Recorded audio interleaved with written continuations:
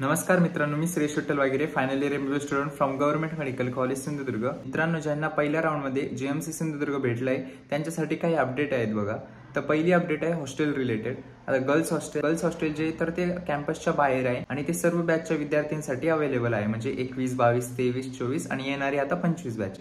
आणि जे boys hostel आहे ते फक्त पहिली बॅच जे की 21 बॅच होती त्यांच्यासाठीच अवेलेबल आहे। तर बाकीच्या बॅचचे जे विद्यार्थी होते 22, 23, 24 बॅचचे ते बाहेर एका प्रायव्हेट हॉस्टेलमध्ये राहत होते। त्यातले काही 10 ते 20% लोक फ्लॅट घेऊन किंवा रूम करून राहत होते। पण आता इथे सध्या आजूबाजूला काहीच फ्लॅट वगैरे अवेलेबल नाही। जे कोणी नॉन अकॅडमिक JR किंवा प्रोफेसर भरपूर लोक जॉईन होत आहेत कॉलेजला, तर ते ऑक्युपाईड होऊन जात आहेत। तर आजूबाजूला कुठंच भेटतात, पण ते थोडे आउटसाईडला 7-8 किलोमीटर बाहेर भेटतील कॅम्पसच्या, आणि ते खूप दूर पडेल। आणि जे दुसरे एक प्रायव्हेट हॉस्टेल, तर तिथे सध्या 23 आणि 24 बॅचचे विद्यार्थी सोबत राहतात आणि 25 बॅचचे पण मोस्ट ऑफ द विद्यार्थ्यांसाठी तिथे सोय केलेली आहे। तर ते जे काय हॉस्टेल आहे ते पूर्णपणे प्रायव्हेट आहे। तर त्याची मी डिटेल येते नेक्स्ट व्हिडिओमध्ये सांगेल। आणि दुसरी गोष्ट म्हणजे तुम्ही ऍडमिशनला येताना छत्री किंवा रेनकोट घेऊनच सोबत या, कारण की सिंधुदुर्गमध्ये खूप मोठ्या प्रमाणात पाऊस चालू आहे आणि ऍडमिशन करताना तुम्हालाच प्रॉब्लेम होईल।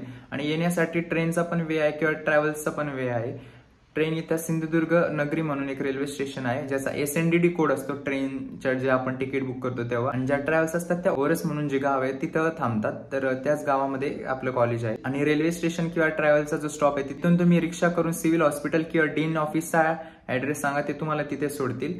पण पावसाचा अंदाजा घेऊनच या, कारण की इकडे रेड अलर्ट सांगितलेला आहे। जी ऍडमिशन प्रोसेस असते ना ती डीन ऑफिसमध्ये, आता जुनं जे डीन ऑफिस होतं ते शिफ्ट केलंय एका नवीन बिल्डिंग मध्ये बाजूलाच। तुम्ही समजा सिव्हिल हॉस्पिटलकडे आले, तुम्हाला कॉलेजची कमान दिसली, तर तिथून आतमध्ये न जाता थोडंसं समोर गेलं तर एक अंडर कन्स्ट्रक्शन बिल्डिंग दिसेल तुम्हाला, तिथे सर्व ऍडमिशन प्रोसेस होत आहेत सध्या। भरपूर विद्यार्थी मिसगाईड होतात आणि सिव्हिल हॉस्पिटलच्या वेने जातात, तर असं न करता सिव्हिल हॉस्पिटलच्या समोर जायचं आणि एक अंडर कन्स्ट्रक्शन बिल्डिंग आहे, तिथे तुमचं ऍडमिशन प्रोसेस चालू असतात, तर तिथे ऍडमिशन करायचं।